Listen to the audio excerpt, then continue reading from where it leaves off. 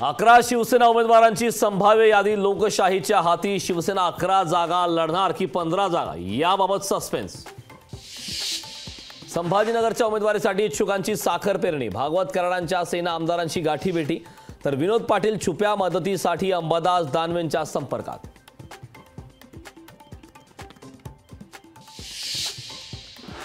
शिवसेना प्रवेशानं गोविंदाचं 14 वर्षांनंतर राजकारणात comeback. Govinda star प्रचारक पण निवडणूक लढण्यावर सस्पेन्स। गोविंदाचे सिनेमे चालत नाही, चालणारा नट घ्या। जयंत पाटलांची टीका, तर जयंत पाटलांपेक्षा गोविंदा चांगला कलाकार। मुख्यमंत्री एकनाथ शिंदेंचा टोला। नवनीत राणांच्या जात प्रमाणपत्राचा फैसला 1 एप्रिलला। पक्षांतर्गत विरोधकांचं सुप्रीम कोर्टाच्या निकालाच्या आशेवर। अमरावतीत नवनीत राणांच्या उमेदवारीला अडसुळांचा विरोध। अभिजित अडसुळ अपक्ष, निवडणूक लढण्यावर ठाम।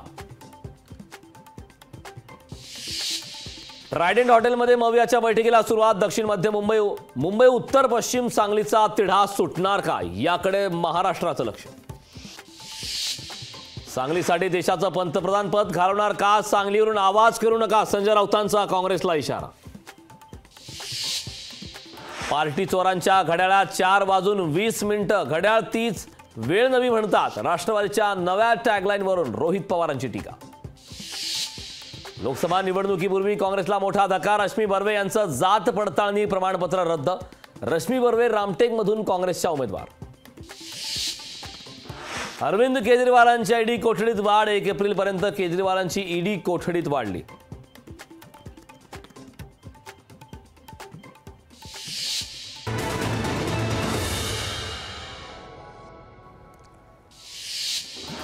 लातूर लोकसभा मतदारसंघात भाजपमध्ये अंतर्गत गडबाजी। भाजप उमेदवार सुधाकर शृंगारेंवर नाराज असल्याची चर्चा। सोशल मीडियात मात्र चर्चेला उधाण। विनोद पाटील शिवसेनेकडून लोकसभा लढवण्यासाठी इच्छुक। अंबादास दानवे प्रत्यक्ष अप्रत्यक्षरित्या मदत करतील, विनोद पाटलांनी व्यक्त केला विश्वास। अकोला लोकसभा निवडणुकीसाठी उमेदवारी अर्ज दाखल करण्याच्या प्रक्रियेला सुरुवात। उमेदवारी अर्ज भरण्यासाठी 4 एप्रिल ही शेवटची तारीख।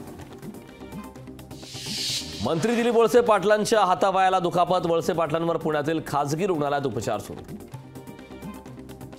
भुसावळ शहरात शिवजयंतीनिमित्त भव्य रॅलीत महापुरुषांच्या वेशभूषेत तरुण तरुणींनी घेतला सहभाग। छत्रपती शिवाजी महाराजांच्या जयघोषाने भुसावळ शहर दुमदुमले। बीडच्या खामगाव पंढरपूर महामार्गावर अवैध पार्किंगमुळे वाहतुकीस अडथळा। या प्रकाराला आळा घालण्याची स्थानिकांची मागणी। मुंबईच्या मालाड पूर्व भागात भीषण आग। मालाड पूर्व मधल्या सेंट्रल प्लाझाला आग। नागपूरच्या L&T लॉजिस्टिक पार्कला भीषण आग। आगीचं कारण अद्याप अस्पष्ट। छत्तीसगड सीमेवर नक्षलवाद्यांसोबत चकमक। पोलिसांच्या सतर्कतेमुळे डाव उधळला।